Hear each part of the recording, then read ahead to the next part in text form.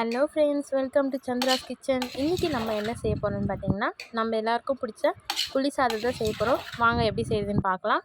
புளி சாதம் செய்கிறதுக்கு நம்ம தாளிக்கிறதுக்காக காஞ்ச மிளகா, கடுகு, சீரகம், உளுந்து, கடலைப்பருப்பு எடுத்துருக்கோம்.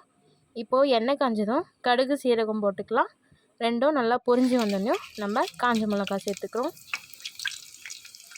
இப்போது காஞ்ச மிளகாவும் பொரிஞ்சு வர அப்போது கடலைப்பருப்பு, உளுந்து பருப்பு நம்ம சேர்த்துக்கலாம். காஞ்ச மிளகா போடுறதுக்கு முன்னாடியே போட்டிங்கன்னா கொஞ்சம் உங்களுக்கு தீஞ்சிரும் கடலைப்பருப்பும் உளுந்து பருப்பும். அதனால் காஞ்ச மிளகா சேர்த்திங்கன்னா நமக்கு கரெக்டாக வரும்.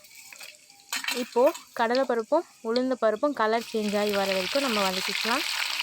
ஒரு கொத்து கருவேப்பிலை சேர்த்துட்டு நம்ம எல்லாத்தையும் பொரிய விடலாம். கடலைப்பருப்பு உளுந்து பருப்பு இப்போது கலர் மாறி வந்துடுச்சு.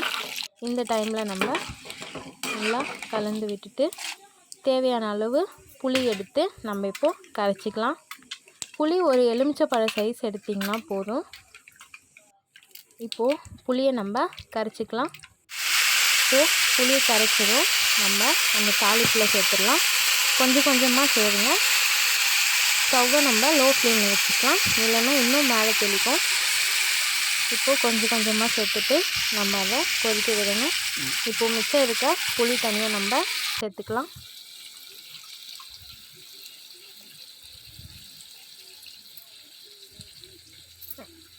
இப்போ இந்த புளி தண்ணி நல்லா கொதித்து வரணும்.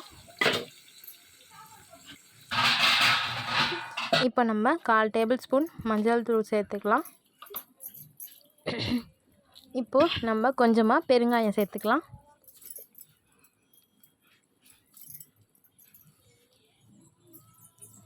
இப்போது 2 டேபிள் ஸ்பூன் உப்பு சேர்த்துக்கலாம். இப்போ இது எல்லாத்தையும் நம்ம கலந்துடலாம் ஒரு வாட்டி. இப்போது அந்த புளி தண்ணி நல்லா கொதித்து வரணும்.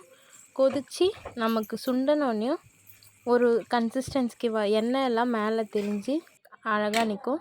இந்த மாதிரி வந்ததும் நம்ம ஸ்டவ் ஆஃப் பண்ணிடலாம். எந்த ஒரு பவுடரும் சேர்க்காமல் இந்த மாதிரி செஞ்சிங்கன்னா ரொம்பவே டேஸ்ட்டாக இருக்கும். இப்போ நம்ம இதை சாப்பாடில் கொஞ்சம் கொஞ்சமாக சேர்த்து கலந்துக்கலாம்.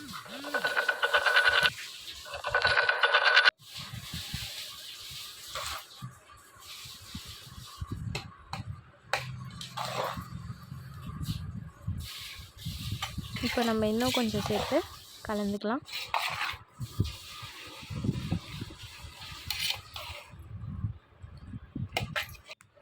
நம்ம மொத்தத்தையும் சேர்த்து கலந்து இப்போ மிக்ஸ் பண்ணதும் நம்மளுக்கு புளி சாதம் ரெடி ஆயிடுச்சு. இந்த வீடியோ உங்களுக்கு பிடிச்சிருந்தா லைக் பண்ணுங்கள், ஷேர் பண்ணுங்கள், சப்ஸ்கிரைப் பண்ணுங்கள். கீழே இருக்க பெல் ஐக்கானையும் ப்ரெஸ் பண்ணிக்கோங்க. தேங்க்ஸ் ஃபார் வாட்சிங்.